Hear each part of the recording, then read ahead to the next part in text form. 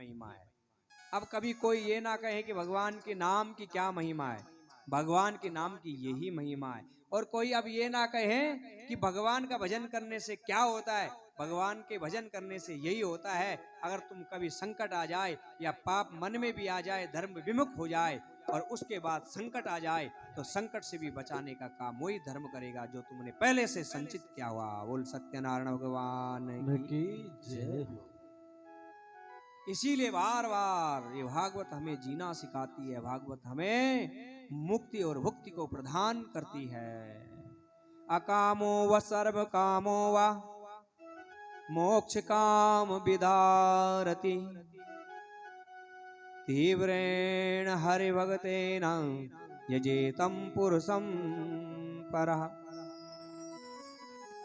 कोई कुछ भी कामना ना हो तो भगवान की भक्ति करो, और सारी भी कामना हो तो भी भगवान की भक्ति करो। मतलब हर कुछ कामना को देने वाली है, स्वर्ग को देने वाली है, धन को प्रदान करने वाली है, वंश की वृद्धि करने वाली है, समस्त संकटों का निवारण करने वाली है। श्रीमद् भागवत महापुराण। बोल भागवत भगवान की जय। इसी तरह से आगे का बहुत बहुत वृतांत बतलाए गए। परीक्षित महाराज जी ने पूछा, अच्छा गुरुदेव मुझे एक बात बताओ, लोग भी बहुत पूछते हैं कि भगवान पक्षपात करते हैं, कैसे? देवताओं का खूब साथ देते हैं और राक्षसों को मारते हैं, ऐसा क्यों? पक्षपात क्यों करते हैं? नहीं नहीं परीक्षित, ये तो वो लोग सोचते हैं जिनकी बुद्धि थोड़ा कम है। ये तो वो लोग सोचते हैं जो बड़े स्वार्थ ढंग से भगवान की पूजा करते हैं। कभी भगवान पक्षपात नहीं करते हैं, ध्यान रखना। भगवान का तो वचन है, सर्वधर्मान परित्यज्य मामेकं शरणं व्रज, कि जो सभी धर्मों को त्याग करके मेरी शरण में आ जाता है उसकी मैं सभी प्रकार से रक्षा करता हूं और अंत में मोक्ष भी देता हूं। इसीलिए जो मेरी शरण में आता है मैं उसकी रक्षा करता हूं। भगवान ये कहते हैं, परीक्षित ऐसा नहीं है। अभी तुम्हें एक उदाहरण और बतलाऊं। हाँ महाराज। बोले हिरणाक्ष सुना है? हिरणाक्ष, हिरणाक्ष को जब मार दिया बरहा भगवान ने, तब हिरणाक्ष का एक भाई था हिरण्यकश्यप, बड़ा प्रेम था दोनों भाइयों में।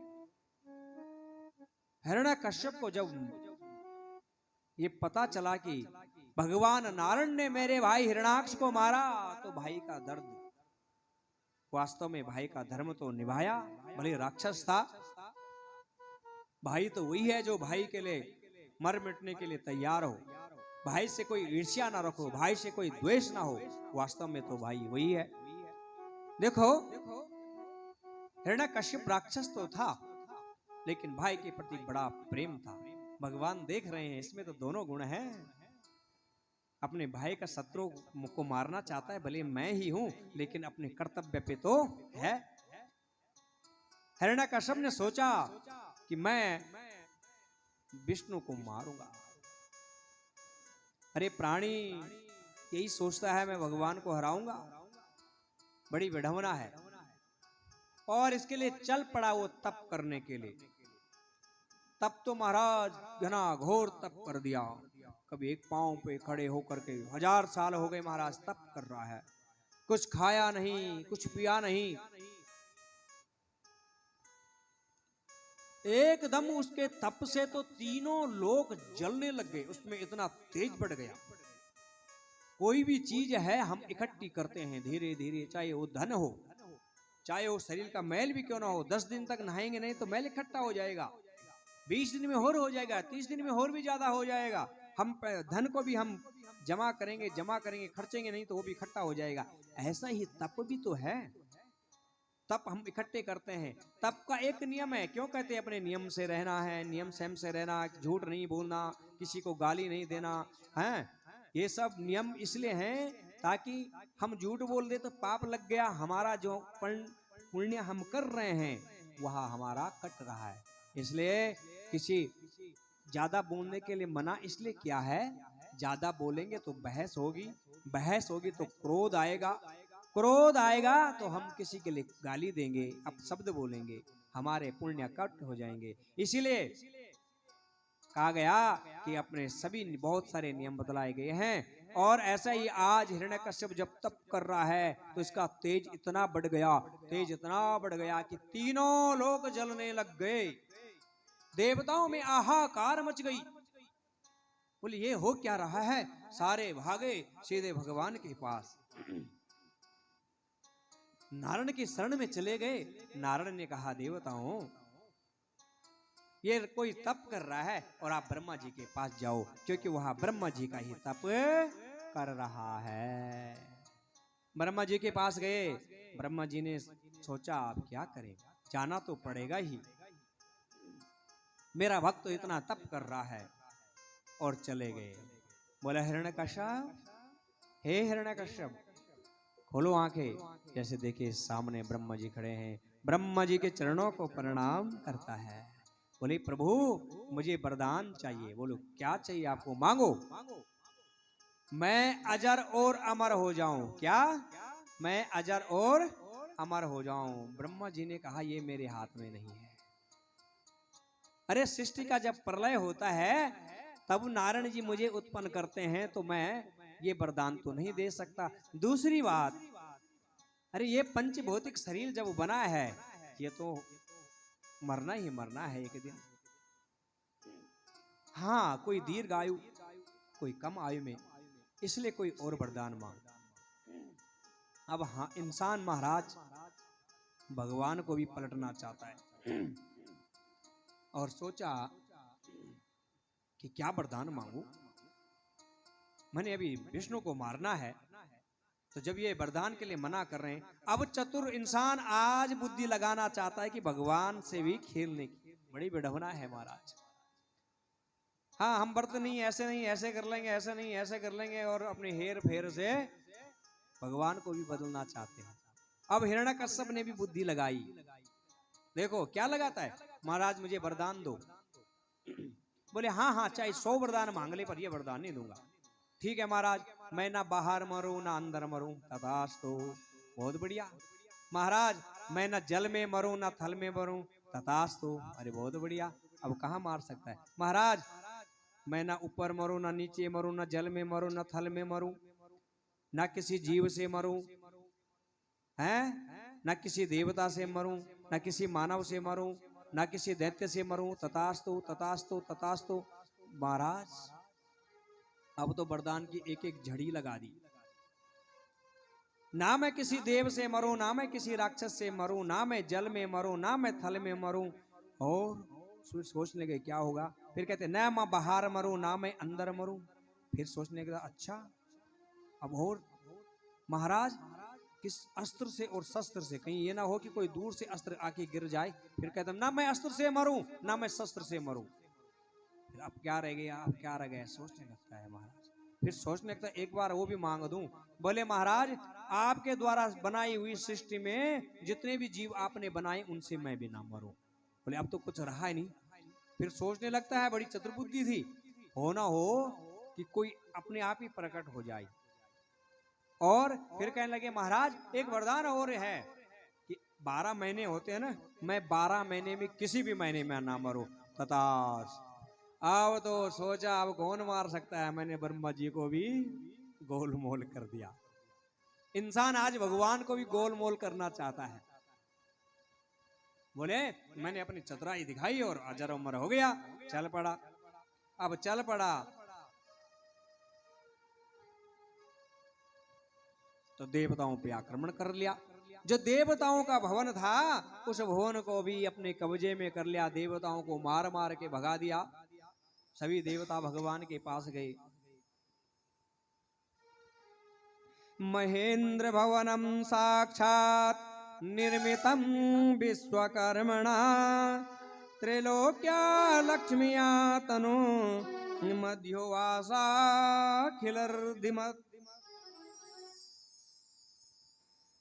जो इंद्र का भवन था, इंद्र के भवन को अपना भवन बना दिया, आदेश चलाने लग गया। अग्निदेव जाओ वहां आग लगा दो, वायुदेव जाओ वहां खूब बवंडर फैला दो, अब तो महाराज सारे देवी देवता बड़े परेशान। और इनके थे 4 बेटा। पहले आह्लाद, अनुलाद, सहलाद और प्रहलाद। जो प्रहलाद थे बड़े भगवान के भक्त थे।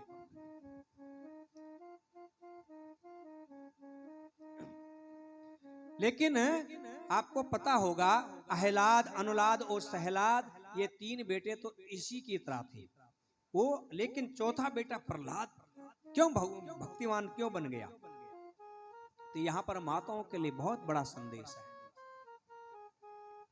क्योंकि जब पेट में था प्रहलाद, उसी समय गया था तप करने हिरण्यकश्यप। और हिरण्यकश्यप जब तप करने गया था, इंद्र ने सोचा कि जो पेट में बच्चा है ये अगर जन्म ले लेगा तो ये हमारा बहुत बड़ा शत्रु होगा और ये हमें फिर मारेगा। अब तो ये तप करने गया हुआ है, इसलिए इंद्र ने कयादु को वहां से उठा लिया। बोले इसके पेट के बच्चा मैंने अपनी योग माया से खत्म कर देना है। इतने में नारद जी मिल गए। नारायण नारायण नारायण नारायण नारायण। इंद्र कहाँ जा रहे हो, क्यों चिंतित है? और राम नाम राम राम राम, ये कयादु आपके साथ क्या हो रहा है? इंद्र ने कहा महाराज पेट में है ना हमारा सबसे बड़ा दुश्मन है महाराज, ये स्वर्ग पे एक दिन आक्रमण करके और अपने कब्जे में कर लेगा। बोले इंद्र ऐसा नहीं है, संस्कार दो। बोले तुम छोड़ दो, ये मैं जिम्मेवारी लेता हूँ। और कयादु को लिया, कहा बेटी आओ आज आपसे मेरी बेटी हैं और आज मेरे साथ चलो। और लेकर के आश्रम में लगे। वहां निरंतर हरि कथा चल रही है, हरि भजन चल रहे हैं और गर्भ में बच्चा श्रवण कर रहा है। इसीलिए कहा गया है जब बच्चा गर्भ में होता है तब हमेशा अच्छे शास्त्र पढ़ो, तब हमेशा अच्छी अच्छी पुस्तकें पढ़ो, अच्छे अच्छे विचार मन में रखो, सभी के साथ प्रेम भाव से रहो और ऊंचा सोचो, ऊंचा सोचो। ऊंचा ही बालक पैदा होगा, अच्छा ही बालक पैदा होगा। यहां पर एक उदाहरण मैं और लेना चाहूंगा, महाभारत का अभिमन्यु का। अभिमन्यु जब उसने चक्रव्यूह कैसे सीखा था पता होगा आपको, अपने मां के पेट में। इसीलिए बड़ी महिमा है जब बालक पेट में होता है, गर्भ में होता है, तब हमें अच्छी अच्छी पुस्तकें पढ़नी चाहिए, अच्छे अच्छे चलचित्र देखने चाहिए, अच्छे अच्छे सत्संग सुनने चाहिए, भगवान का खूब भजन करना चाहिए। तो वह संस्कार बच्चे पढ़ जाता है।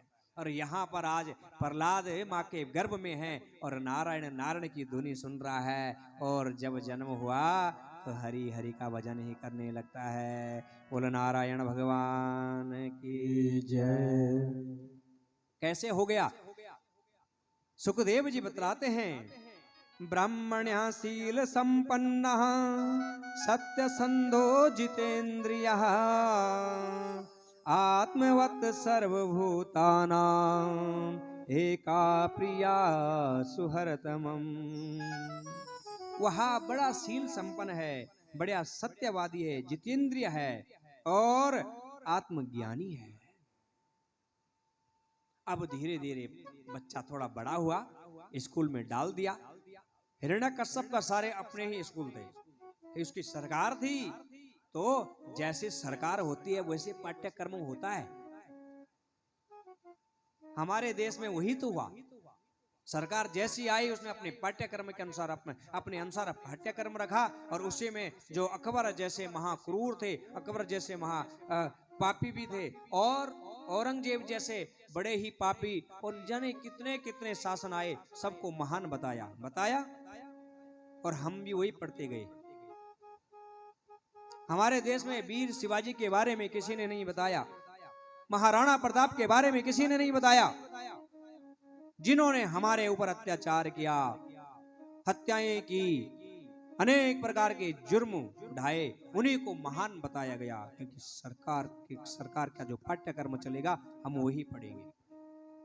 यहाँ पर हिरण्यकश्यप का पाठ्यक्रम ऐसा ही है जो देवताओं के विरोध में हो। देवताओं को बुरा बतलाया गया है पाठ्यक्रम में, राक्षसों को महान बतलाया गया है, भगवान हरि की निंदा बतलाई गई है, पाप को बड़ा श्रेष्ठ बतलाया गया है।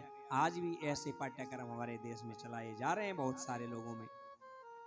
लेकिन हम सनातनियों का तो ये सौभाग्य है जो सर्वे भवन्तु सुखिना सर्वे सन्तु निरामया सर्वे भद्राणि पश्यन्ति मां कश्चित् दुःख भाग् भवेत्।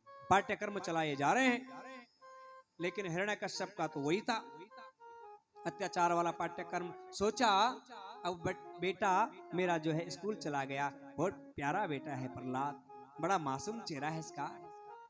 एक बार इच्छा हुई और चले गया। एकदा सुरराटं पुत्रममारोप्य पांडव पप्रच्छ कथयतां वत्सं मन्यते साधु यद भवान्। पुत्रम अंकम आरोप्य, अपने पुत्र को अपने अंग से लगाया और कहा प्रपच्छ कथ्याम वत्सः, हे बेटा बता हैं तूने क्या सीखा, क्या शिक्षा दी है। बोले पिताजी हमारे गुरुजी ने हमें एक शिक्षा दी है। बोले एक बात बताऊं पिताजी, सुनो। प्रहलाद उवाच तत्साधु मन्य सुरवर्यं देहिनां सदा समद्विघ्न धियाम सदं ग्रहात् हेत्वात्मपातं गृहमन्दकूपं वनं गतो यद्धरिमाश्रयेत्। एकदा सुरराट पुत्र मंकमारोप्य पांडवा प्रपच्छ कथयतां वत्सा मन्यते साधु यद भवान्। प्रहलाद उवाच तत् साधु मन्य सुरवर्य देहिनां सदा समुद विवग्न धिया मसद्ग्रहात् हेत्वात्मपातं गृहमन्दकूपं वनं गतो यद्धरिमाश्रयेत्।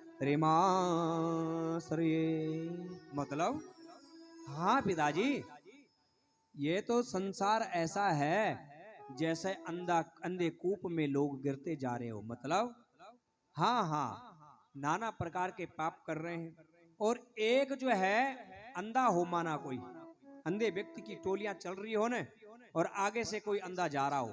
अंधा मतलब ज्ञानहीन, अंधा मतलब ज्ञानहीन। और ऐसे ही वो अंधे जा रहे हो और सामने कोई कुआं हो। पहला अंधा जो जाता है और कुएं में गिर जाता है। पीछे अंधा सोचता है कि बड़ी जोर से आवाज आई, हाँ क्या बात है, क्या बात है। वो तो अंधा सोचता है मैं तो गिर गया, इसलिए इसको भी गिरने दो। वो कहता है कुछ नहीं सीधे चलो, और दूसरा अंधा जाता है, वो भी धड़ाम से कुएं में गिर जाता है। पीछे से अंधा, तीसरा जो अंधा था, वो कहता है अरे क्या बात है, बार बार आवाज आ रही है। वो कहता है जब इस दुष्ट ने नहीं बताया तो मैं भी क्यों बताऊंगा। वो कहता है कुछ नहीं आजा सीधे। वो भी जाता है और सीधे गिर जाता है। तीसरा सोचता है अच्छा तो तुमने मुझे नहीं बताया। चौथा आवाज मारता है क्या बात है। वो कहता है कुछ नहीं है, फटाफट आते जाओ, पूछते मत जाओ। बस फटाफट सारे गए और कुएं में गिरते गए।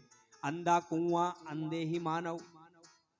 ये पिताजी ये संसार ऐसा ही है, इसलिए एक के बाद अपना शरीर इंसान पूरा कर रहा है, और बाद में जब शरीर छूट रहा है तो तब वो भटक रहा है। तब सोचता मैं पुण्य क्यों नहीं किए। ऐसे ही दूसरे को भी पुण्य करने ले नहीं दे रहा है पिताजी। अच्छा तो क्या करें। उसने सोचा कि हो सके अब मेरा बेटा ये कह दे कि पिता की आपकी ही भक्ति करे। लेकिन प्रहलाद ने क्या बोला, वनम गत्वा, वन में जाओ, हरि का भजन करो, हरि का भजन करो। इतने में तो हिरण्यकश्यप ने पुनः सुना कि मेरे शत्रु का नाम ले रहा है, हरि का भजन करो। आग बबूला हो गया। अब जब महाराज बलशाली हो और सरकार जिसकी चल रही हो वही आग बबूला हो जाए तो क्या होगा। ऑर्डर कर दिया जल्दी से जल्दी जाओ, मास्टरों को बुलाओ। मास्टरों को, गुरुजी को नहीं, मास्टरों को। अंतर है। गुरु तो वही शिक्षा देगा जो मानव के लिए कल्याणकारी होगी, लेकिन मास्टर वही शिक्षा देगा जो सरकार द्वारा पाठ्यक्रम तैयार होगा। पाठ्यक्रम चलता है, अभी भी चल रहा है मानो देश में,